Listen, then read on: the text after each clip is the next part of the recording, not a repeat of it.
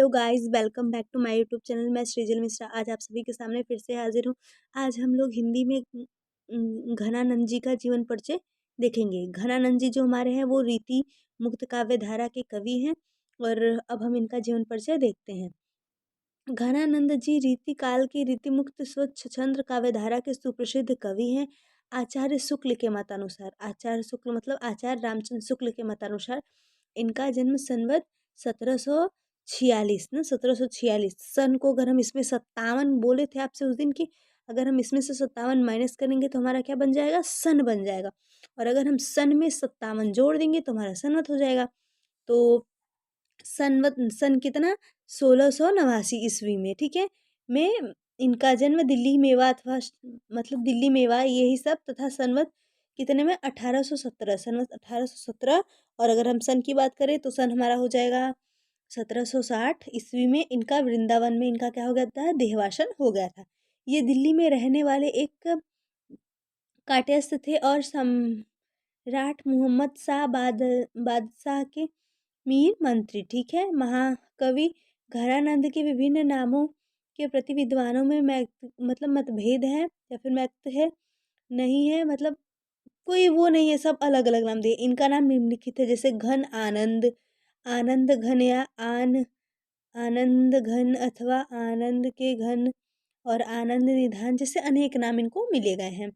अब अगला हम देखते हैं। कच्छेक विद्वान इनके जन्म स्थान को वृंदावन एवं बुलंदशहर के पास का मानते हैं, लेकिन अगर हम बात करें आप सभी से तो इनका मतलब मेन बुलंदशहर में ही ज़्यादातर मान्य है, तो आप बुलंदशहर ही लिखिएगा के पास मानते हैं। आपका जन्म भटनगर कायस्थ परिवार में हुआ है। कौन सा, भटनागर कायस्थ परिवार में हुआ है। अब आगे हम देखते हैं। आपकी शिक्षा फारसी भाषा के द्वारा शुरू हुई थी। बचपन से ही आपकी रुचि विद्या अध्ययन की ओर विशेष थी। जनश्रुति के आधार पर आप अब्दुल फजल के शिष्य माने जाते हैं। इनके गुरु कौन है, अब्दुल फजल, मतलब जनश्रुति के आधार पर, कोई कंफर्म नहीं है लेकिन मतलब लोगों के कहने अनुसार इनका गुरु कौन है, तो अब्दुल फजल है, ठीक है। इन्होंने अपनी साधारणता प्रतिभा एवं बुद्धि से शीघ्र ही फारसी का अच्छा ज्ञान अर्जित कर लिया। इसके बाद आप सम्राट मोहम्मद शाह रमीले जो है के मीर मुंशी पद पर नियुक्त हो गए। अपने इसी आकर्षण एवं बुद्धि प्रतिभा संपन्न के निदान स्वरूप शीघ्र प्रोन्नति पा ली और आप धीरे धीरे सम्राट के खास कलम यानी प्राइवेट सेक्रेटरी हो गए।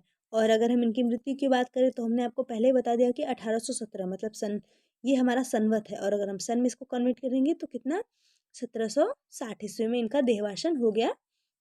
अब इनकी कुछ रचनाएं देखते हैं। तो इनकी रचना जैसे सृजान से सुजान हित, कृपाकंद, निबंध, वियोग बेली, इश्कलता, यमुना यश, प्रिय प्रवास जैसे अनेक रचनाएं आपको चाहिए तो आप इसका स्क्रीनशॉट ले सकते हैं। आपको जो सचेटेबल जो इजी लगे वो रचनाएं देख। और हम आपको ये भी बता देते हैं कि इनको प्रेम का पीव कहा जाता है, मतलब पपीहा। प्रेम का पपीहा किस कवि को कहा जाता है, तो आप घनानंद को बताएंगे। इनकी प्रेमिका का नाम क्या है, तो इनकी प्रेमिका का नाम सुजान था, ठीक है।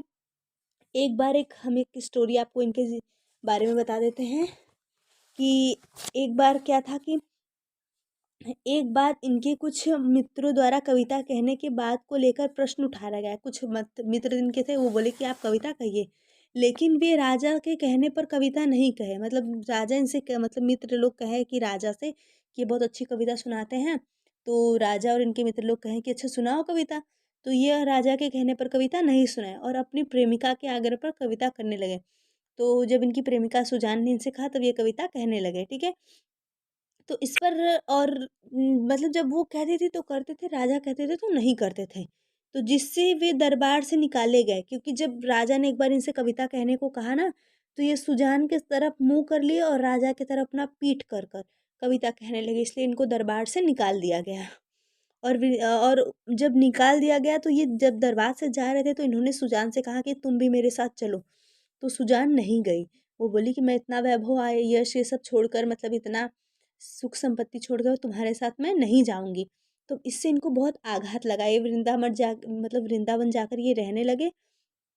और फिर वहीं से मतलब इनको बहुत कि जिसके लिए मैंने इतना कुछ किया वो हमें छोड़ दिए, तो इसके बाद ये जाके अपना भक्ति में लीन हो गए।